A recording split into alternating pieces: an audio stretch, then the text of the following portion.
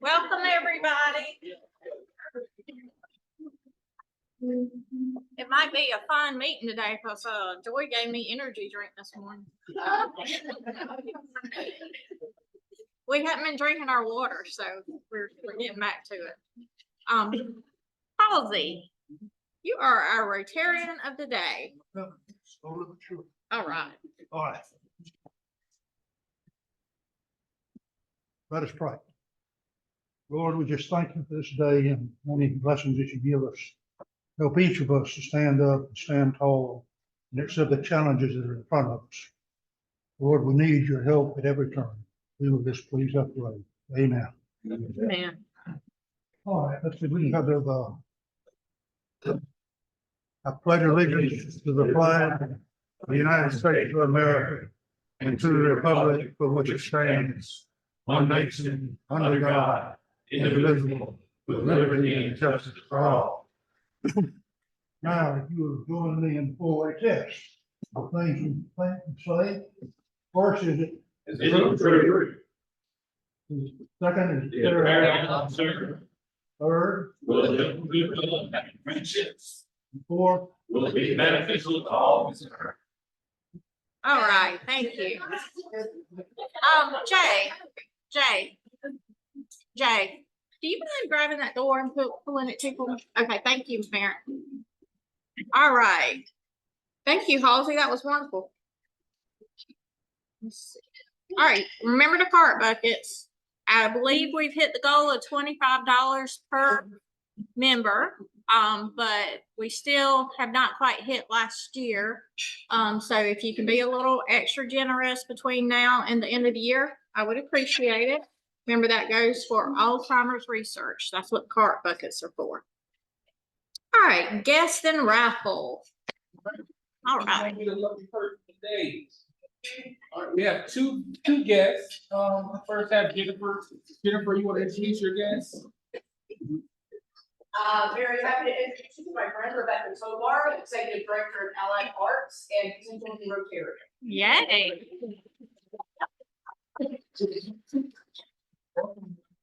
And Jan, I'll have you introduce your. I actually got two more that are on the way. I had some interactions with you today. This is Addison Stewart, she's one of my new members. And this is Christina Rogers, who is our in-house advisor. And then Van McDonald, who's our president, is on one in regional. And regional. Call me from her band. Rachel Brooks. Thank you, Rachel Brooks. Okay, so they're wanting to step out and. Awesome. Welcome. If you haven't had a chance to have conversations with the interactors, they are so fun to talk to. So stop, ask them about themselves. You're great.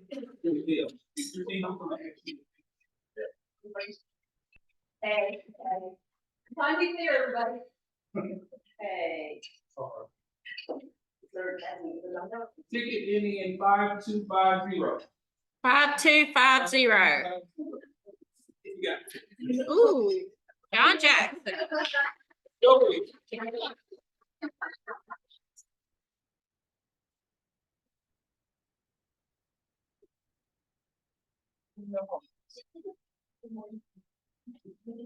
The 9 of hearts.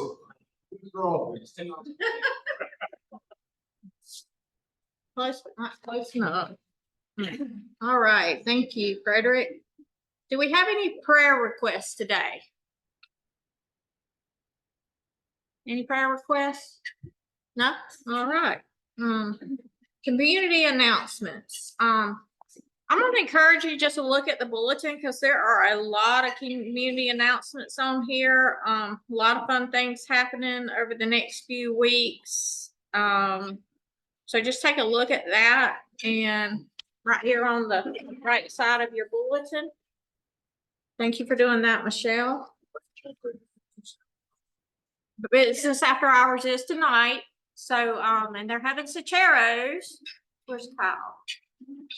So we know it's going to be good tonight because Sacheros is on North Jefferson Street, at the old Craig Massey building. Everybody know where that is? Okay, there's a community Easter egg hunt. Who brought this for us? Who wants to talk about that? No? Somebody brought it. I just put it on the table. Oh, you put it on the table. Okay, community Easter egg hunt. They're needing donations. So candy, monetary donation, promotional items, family prizes, and bicycles. And who is this benefiting? Who's in charge of this? Church Central. Okay, so here's an opportunity for some service. And then also on your table, there is if you want a fun Hawaiian shirt, whether you're going to conference or not, I think it's super. I love it personally. It's very Jekyll-ish. And so don't know if that's 100% the final design, but we're working on it. And there's a sign-up sheet. So you can show your Rotary Pride and have fun this summer, either at Jekyll, at any beach, or on the lake if you want a shirt. Let's see. And then club business. Before I start, does anybody have any club business today? I do that, so. Okay, Frederick. After this meeting, we'll be meeting at GSC to do third grade education. I have Jeff, Jan, Eric, Laura, and Will signed up for that. So that'll be today. We did it last week, JMA. Very good time. Thank you, Bobby, for assisting with that. Very good time there. So that's going on. And then next week will be for Baldwin County. Baldwin. Yeah. Okay, Baldwin High School. So third grade book distribution. Go ahead. After that, I talked to them before I got here. We're going to Jenkins Hall, which is right across from the CVS. Okay. Enter off of Franklin Street. We can just park along the curb and then from the building. Okay. They'll take us in. Do you know how many classrooms it is? Two. Okay, great. Great. There's two sections. Bobby?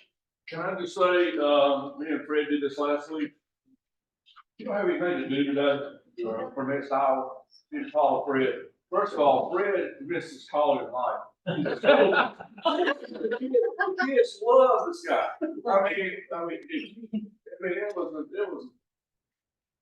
was a highlight of my week last week to go to those kids. They got asking questions and interacting back and forth. We stayed there for what, 30 minutes or so, and just had a great time. So if you got something, if you could spare 30 minutes, go do this. I mean, he really enjoyed it. The kids really love the interaction with adults. They were intrigued with Rotary and what it was about and getting books. So, got 30 minutes this week and next week. Make sure you do this. You really enjoy it. Yeah. So I got a text from Fred after that last week. What did you say, Fred? I said that was rewarding. It was very rewarding. He said it was very rewarding. They were, those kids, I'm talking about those questions they were asking though, there were some good questions. But, one of the teachers had to step in. She said, I can tell you don't know anything about teaching because you have to tell them to stop asking questions. They don't just keep asking. So that was very fun, but we had a good time like Bob said. Good, good. So if you're looking for a fun time today or need a highlight of your week, go to GMC, like he said, follow Fred. Okay, any other club business? It's actually community. It's the Fine Arts Department, Baldwin Schools, which having our showcase this Saturday between 1 and 5.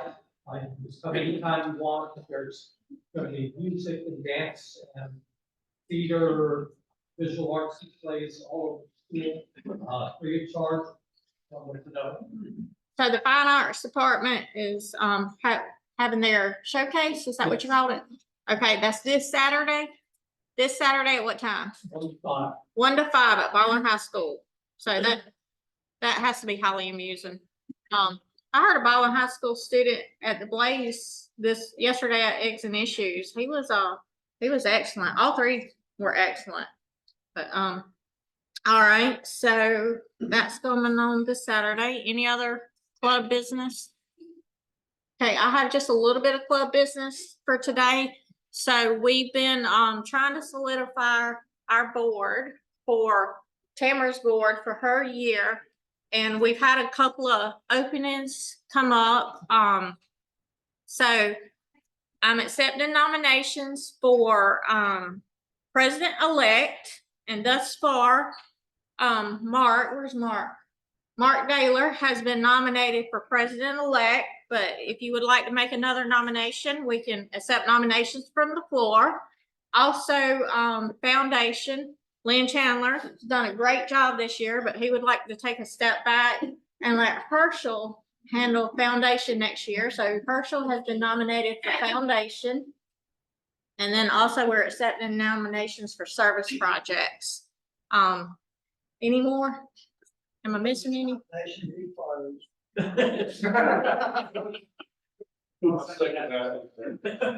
We've had a nomination for service projects, but I don't know. Let me see if that person's agreed. Yeah. They're not here. Jola Armstrong has been nominated for service projects. So those are the slate that has been put out there. Does anyone want to add to the nominations? Closed. All right, we'll close the nominations. So I'll second. All right. So all in favor of the slate that I just presented? Any nays? Well, congratulations to y'all. Mark will be our president-elect, and Herschel will be foundation, and I will speak with Jola about service projects. All right, good deal. That's so exciting. You're gonna have a great board. All right. Any other club business? Okay, you ready to introduce our speaker? Yeah.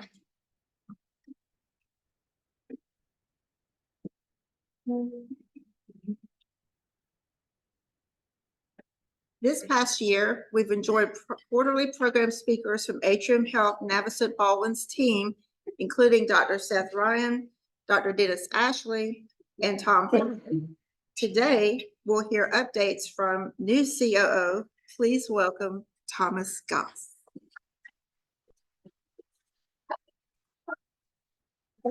Thank you so much. I appreciate it. I'm very excited to be here today. It was kind of short notice, but I'm glad I went to the retirement luncheon last Friday and was able to speak there. And that was a fun group. When I walked up last Friday, and the guy that met me, his name is Paul Smith, and he literally had a full leprechaun suit on. I'm not kidding. I'm like, I didn't get the memo about the green, you know. So, but yeah, that was a great time there, and I appreciate you guys asking me to come today.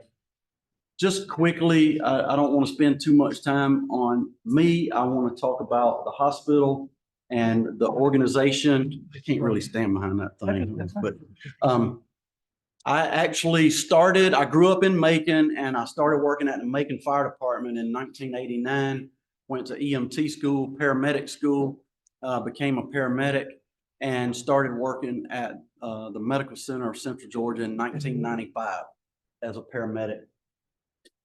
You know, back then we didn't have these electronic stretchers that lift themselves and all that good stuff. So after a back surgery, I was like, man, I need to go to nursing school. So that's how I got into nursing and worked in the emergency room, our level 1 trauma center. From there, also did leadership in the emergency room, became an educator for our ICUs in the cardiovascular ICU, and then managed the ICUs, transitioned into oncology and director of oncology and our Cancer Life Center in Macon, which includes the infusion center and different departments. And then from there, the Lord decided for one reason or another that he wanted me in Milledgeville, you know, and that was a tremendous blessing. So I've only been at Milledgeville since January, but I live in Gray. And it's just like, I've always thought that the hospital in Milledgeville, Baldwin County Hospital, is like the hometown hospital, not only for Baldwin County, but all of the surrounding counties. And if you look at the need is great. And one thing that I think in my mind that we have failed as an organization as far as Navicent transitioning into Atrium, we have not done a good job at all as far as educating physicians, other rural hospitals, and the community about what we actually do. And I think that's been lost. I think you guys know more than me that the hospital began as the Baldwin County Hospital in 1956 or 7. And then it became Oconee Regional Medical Center, as we all remember. From there, we have our old Cobb Tower, the original hospital. We had the new Park Tower that was built in 2000. And for whatever reason, which is irrelevant at this point, but Oconee Regional Medical Center became part of Navicent Health in 2017. And during that period of time, a lot of people were wondering, like, this, Atrium just came in and they're doing all of these things. But the reality is Navicent Health was looking for a strategic partner because it's very difficult for a standalone hospital to make it this day and time. So in doing that, our previous CEO at the hospital in Macon, Dr. Nympha Saunders, she started seeking out a strategic partner that could partner with Navicent and create a healthcare system. So she began looking, and she partnered and decided to partner with Carolina Health Systems. Carolina Health Systems and Navicent Health coming together created Atrium Health. So that's how Atrium Health began its life cycle as a healthcare system in 2019. From there, we're Atrium Health, everything's going good. Strategically, we partnered with Advocate Aurora Health, which is only in the Midwest. So now what we have is we have 2 divisions. We have our Midwest division and our Southeast division. So all of Atrium Health, which you're not going to see any rebranding or anything in this area, but it's all a part of a healthcare system now that's Advocate Health. Advocate Health / Atrium Health is the 3rd largest healthcare system in the United States. And there's a lot of value for our hospital, our community hospital, to be partnered in a system like that.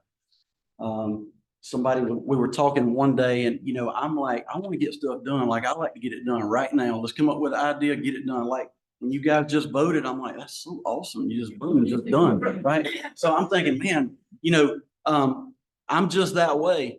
And one of the executive leaders said, there are a lot of benefits to being in a large healthcare system. And unfortunately, speed is not one of them. Well, that's what you think, because I'm going to do, at this point, only being here 3 months, I can do things and just say, oh, I didn't know I wasn't supposed to do that, which is exactly what I did yesterday. And I'm planning on doing it again today. So, I mean, really, the truth is I go out and visit these surrounding counties, physician offices, other hospitals, and there's a common theme. We don't even try to send patients to your hospital anymore because it's too hard to get them in. We have to make this call to the transfer center. They have to talk to this hospitalist. They have to talk to this specialist. We don't have time to make all these calls. Well, that's the truth. They do not. And the patients are the ones that suffer because that is a delay in care. In my mind, I'm a paramedic, right? I'm lights and siren. I'm wide open. Boom. I want to get it done. So I decided, you know what? This is a good opportunity for me to just ask for forgiveness at this point. So I made me a little flyer, the easy button with a phone number on it. And it's directly to our house supervisor at our hospital. I didn't even make it back to my office from Putnam yesterday. We had a patient coming for surgery at our hospital because they had the easy button. And if the easy button doesn't work, they have another easy button. And you guys have it too if the cards are on the table, because I ran out this morning. I will make sure we get more. But those cards that are on your table, the easy button is that cell number that's on my card is my real cell number. If there's a business card on your table, I encourage you to use it. And that's actually how Mr. Eubanks got in touch with me, because when I went to speak at the retirement luncheon, I gave my cards out and I'm like, that's not the fake cell number. I don't know why people do that. You know, these executives, they have a cell number and then they have their cell number, right? That's my cell number, the same one I've had for 25 years, and it's not changing. So I encourage you guys to use it. And to be on the executive team now at Atrium Health, Navasett, Baldwin, you have to have your real cell number on your card. That's just the way it is. That's just one of those things. If they buck me on it, I didn't know, you know, but it is what it is. So that's how we got to where we're at today with Advocate Health. And we are really focused on becoming a hub instead of a spoke. You know, since 2017, we've basically just been a spoke feeding patients to Macon. And in some instances, we will still have to do that depending on the services, but that's really not how this hospital should be. The area that we cover, if you look at all of the surrounding counties, we are the hub. We are the hub for this. And Luis Fonseca, our CEO, he told Libby Fuquay, the chief nursing officer, she referred to Macon as the main campus. And the other day he told her, don't ever say that again. We don't care about that. We're the main campus. You know, because the reality is they've gotten to a point now to where they need us to bail them out because they're full. They're running out of beds. If you start looking at the area, which was a meeting I was in this morning, we're looking at how many people from Putnam County, Wilkinson County, Baldwin County, Jones County, how many of those patients have been treated in Macon that we could have treated? And why didn't they come to Baldwin? We just completed a survey, a community survey, and 50% of the people that answered the survey had good things to say about the hospital. And 50% said, I don't know. I don't have an opinion because I really don't even know about it. So that's a failure on our part as leaders because we're not going out and bragging on the hospital. Before I came here, I had a leader in Macon that wanted to give me some feedback. You know, one day they're like, I need to give you some feedback. I said, okay. You know, feedback's something you probably don't always want to hear, but it's something you need to hear. And the feedback that I was given was, hey, we're tired of hearing you brag. And I was like, is this a one-way conversation or can I ask questions? Oh, you can ask a question. I don't ever say anything about myself. What are you talking about bragging? No, we're tired of hearing you brag about your team. If you're that good, you don't have to brag. Okay. Well, I'm going to put my foot on the gas now. I'm really going to show them what it's like.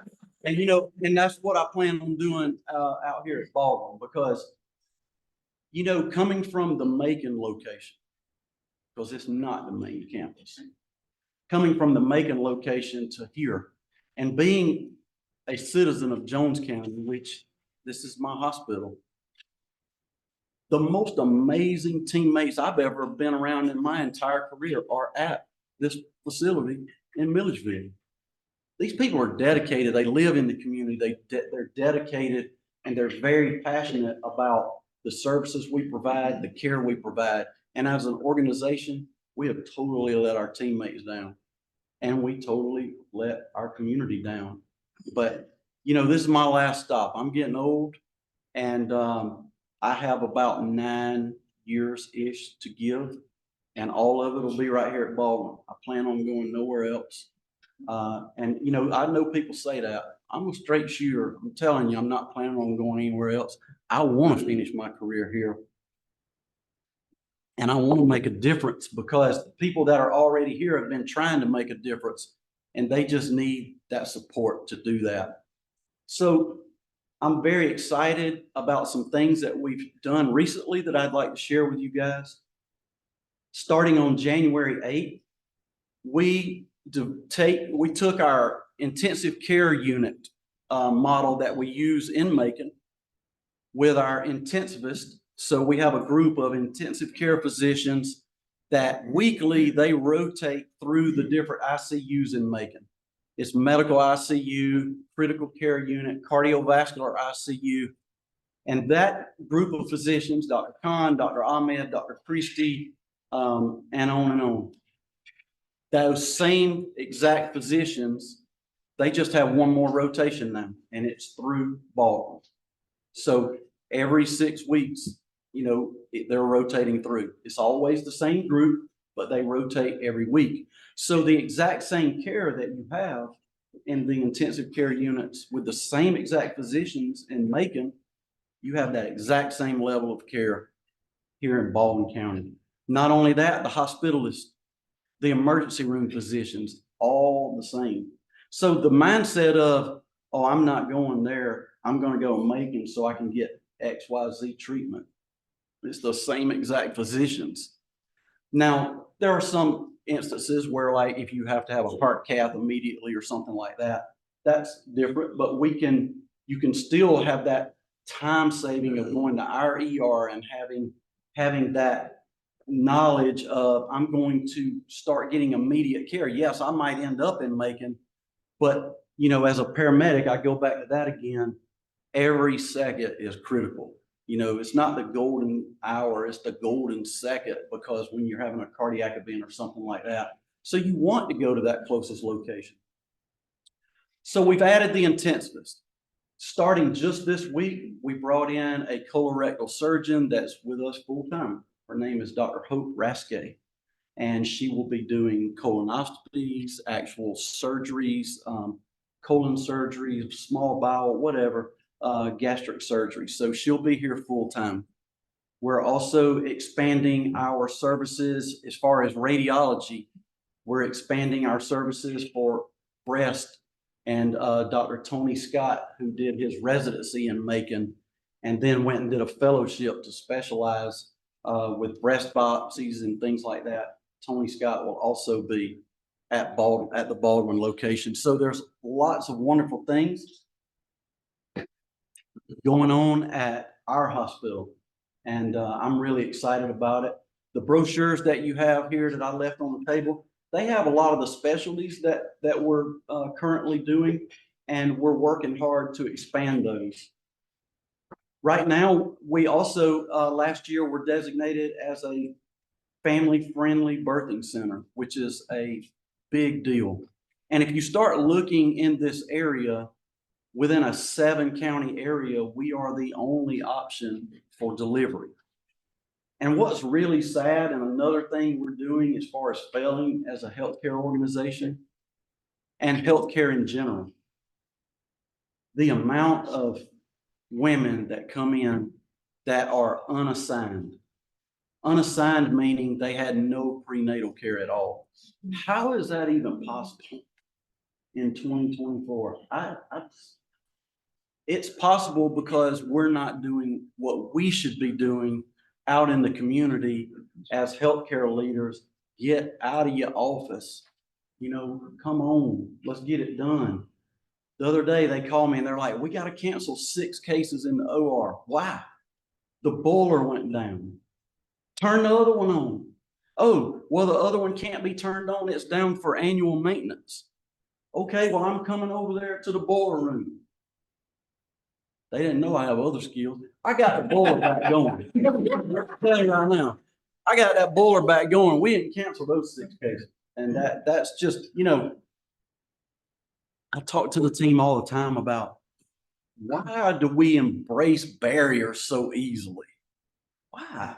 I mean, we just shouldn't do that. Don't embrace barriers, seek out a solution. And we don't want to let perfection get in the way of good, because perfection is not achievable. So people use perfection. Oh, we need to change the wording. This thing right here, this thing was like 4 months in the making. I'm not kidding. 4 months in the making. Oh, we got to change this word. We got to do that. No, we're printing them. Do not let perfection get in the way of good. You know what? If they're not right, we'll change it on the next batch. But, we just have to change our overall mindset. And that's what I intend to do. And I am very thankful to have the opportunity to do that. I also think that, the Lord's path for me to have me here now, I think that clinical path of being not only the paramedic and EMT, and I left out the part between that and nursing of being a clinical tech, which is basically a CNA, and a nurse extern. I did those jobs too. And I'm very thankful for the opportunity to do those jobs.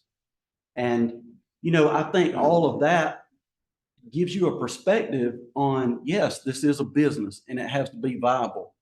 And I understand that.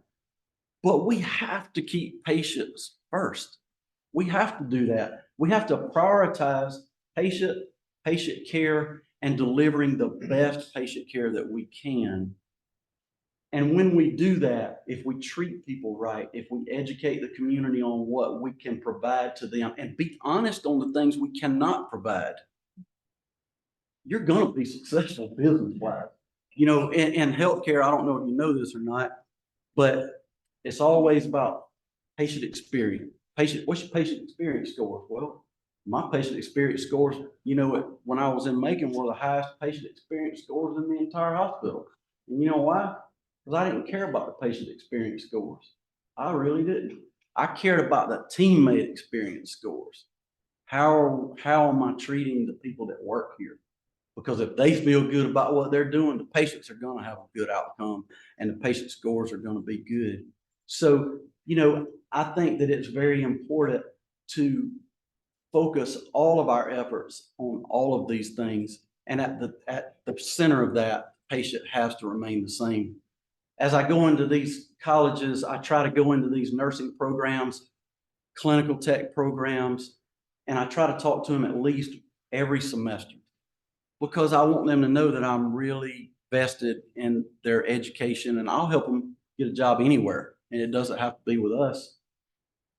And help maybe even mentor them. I wish I would have had that along the way. And I talk about in healthcare, we have to embrace change. We have to be a champion for change, because at the source of it, if we're not doing those things for change, then we're really not providing world-class healthcare to everybody every day.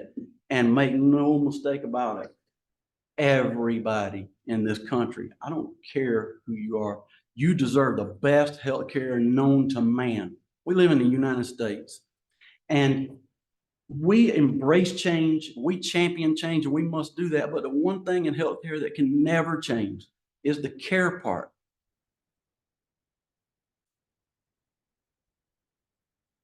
If you don't care, go do something else. You know what I mean?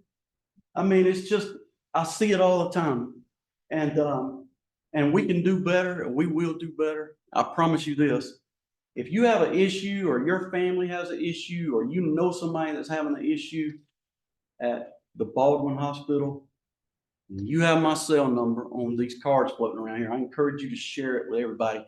And I also encourage you to do this. Just stop by the hospital one day and say, hey, can I see the old gray-headed man on the second floor? Yep. And they'll know who you're talking about. And I'll be glad to walk you around the hospital, tour you through the hospital. It's your hospital. You know, it's a community hospital. And I'll give you all the business cards you want. And I appreciate my time here today with you guys. I'll answer any question. I'm not going to fluff it either. So we'll start over there. Hi, thank you. My name is Carla Walter, and I love your leadership style. Wherever you would be, they're gonna win. I love that. Thank you. Second, I just want to say I have been to both of your atriums locally, and I started going there because I was looking for care. I had been at another center in Atlanta, and it was, what do they call it, antiseptic.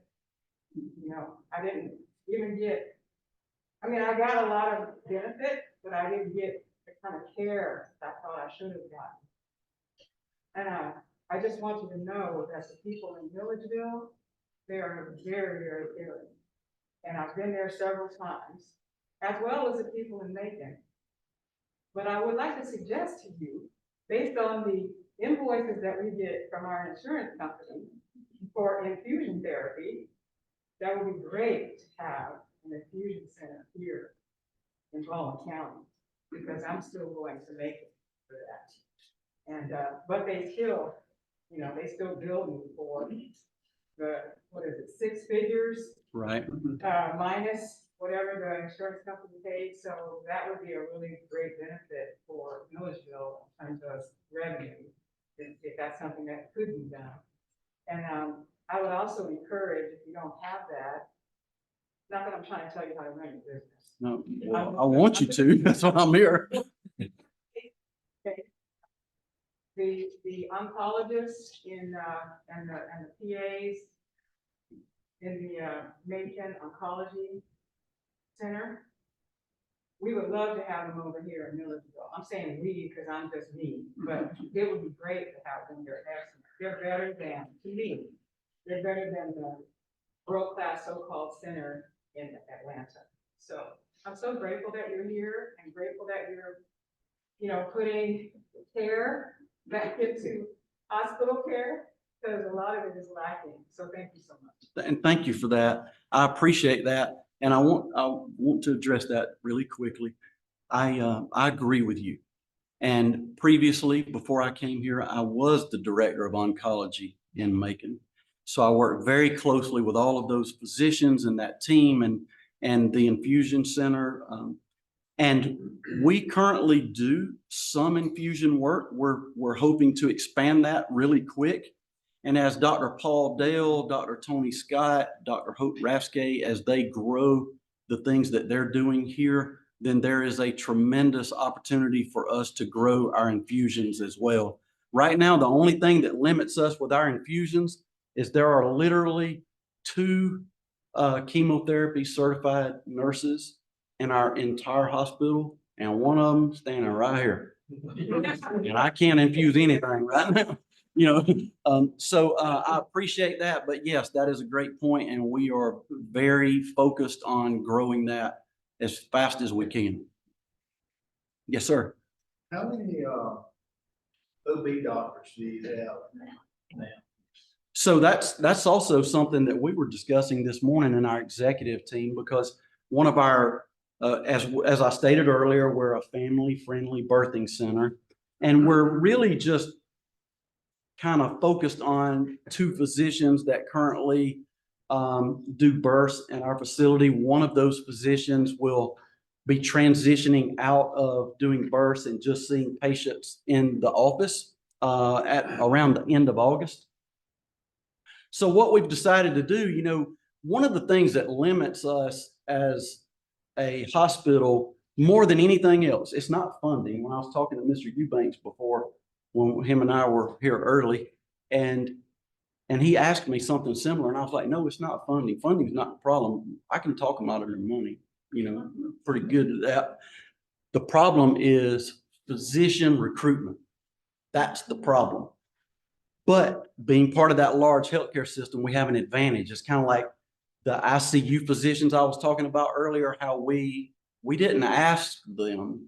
Well, we did a couple of times and they didn't really do it. So then we had to tell them, we're not asking them to rotate through the ICU. We told them they're going to rotate through the ICU. So we are looking at different ways to expand other service lines, which would be like OB.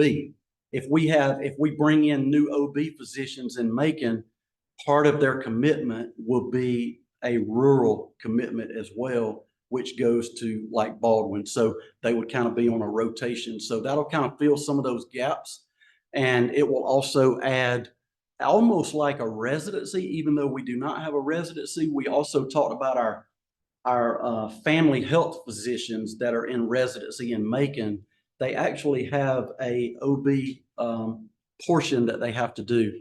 So we can actually utilize the family health residents in Macon to fill some of those gaps with OB here by bringing them here and having OB practice here. So we're looking at it from a model of a lot of different ways, and we never leave out that component of there are a lot of physicians that only want to go to the big hospitals. They want to do a lot of volume, but there are also those that are very focused on, no, I want to go to a smaller town. I want to be part of the community. I want to really make an impact in that community because that's more important than what my RVUs are at the end of the year and how much money went in my bank account. So we're focused on all of those areas about bringing physicians into different service lines and specifically OB. But isn't one of their biggest issues is medical malpractice insurance that they have to pay? Well, the great thing is when they come on board with us as a physician within our organization, that doesn't even matter with them because that's all covered within the organization. And different models work differently in areas. In our Charlotte area, almost all of the physicians associated with the campus in Charlotte and Levine and Wake Forest and all those hospitals, they are employees of the hospital. And that was just a culture that they started developing when it was Carolina Health Systems. And we're working more towards that model. I mean, I don't mean this the way it sounds, but it's just the way it is. When you go to medical school, that does not give you an MBA. So most physicians, they come out and they're like, oh, I'm going to start my own practice. And they may be a great physician, but they know nothing about business, right? So it ends up not working out a lot of times. So we're really been focused over the last couple of years as well about going in and saying, look, don't worry about this in your practice. You can come to work with us. You'll get a paycheck every 2 weeks, just like everybody else does. Let us worry about the office staff, the back office, the billing, the paying the employees. You just see as many patients as you can and provide the best service you can for the patients. And do not worry about the bottom line of the business because you're obviously not a business person. Anybody else? As far as talking about doctors and nurses, what does that look like for a hospital now as far as recruiting and whatever? Is it still a struggle to get patients? I know my urologist is getting a retirement age, and he said I can't find somebody to come in. He's been through a whole bunch of other doctors because he said, I find them, they come in, but they don't want to work the 9 to 5 or whatever. They don't want to do the weekends or the night calls or whatever required of a good physician. And he said, I'm just struggling to find. Yeah, you're not getting their cell number.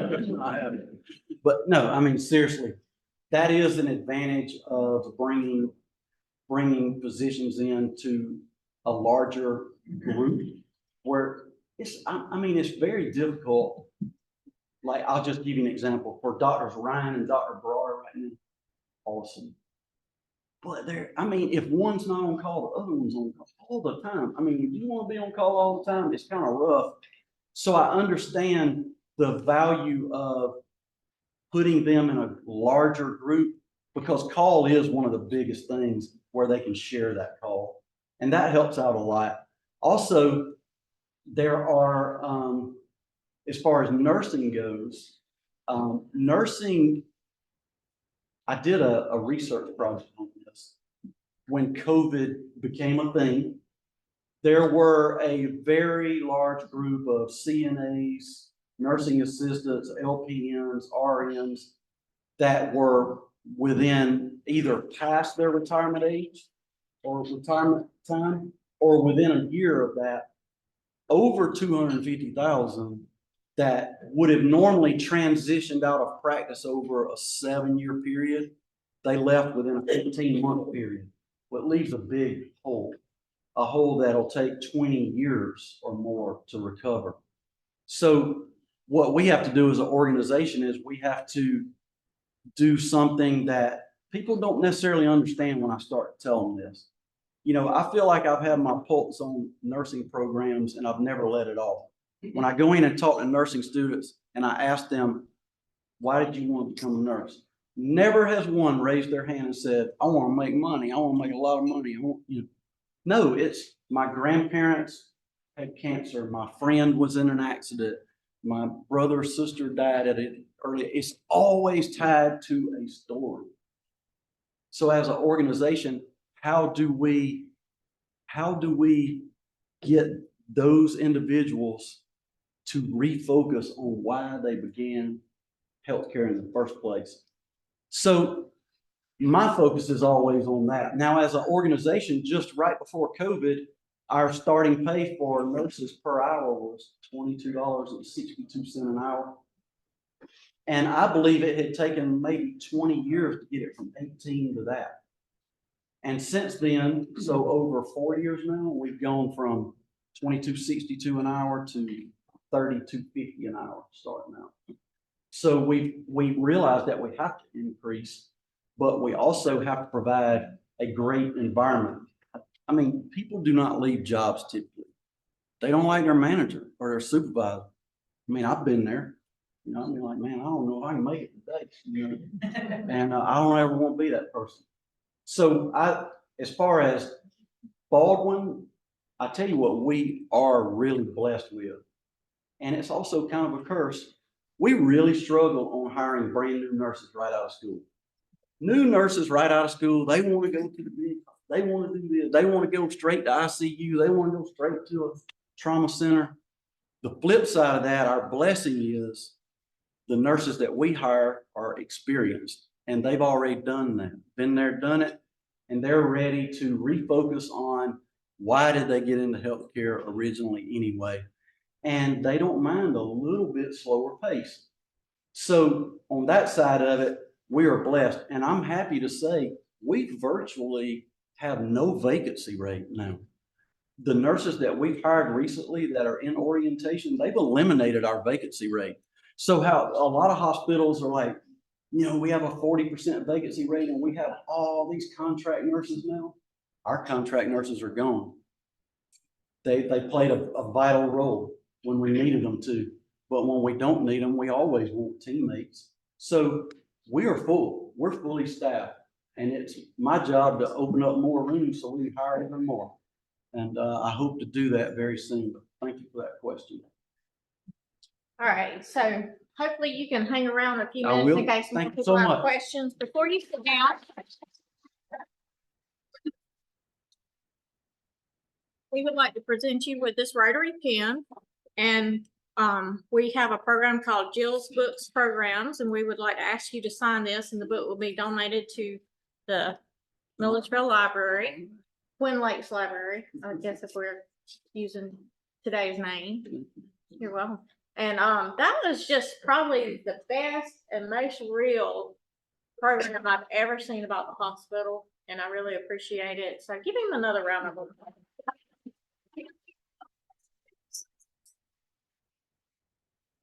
Thank you so much. All right, and he's also agreed to rejoin the corporate membership, Kristen, so that that we will have representation from the hospital here at our Rotary Club again. So thank you for that as well.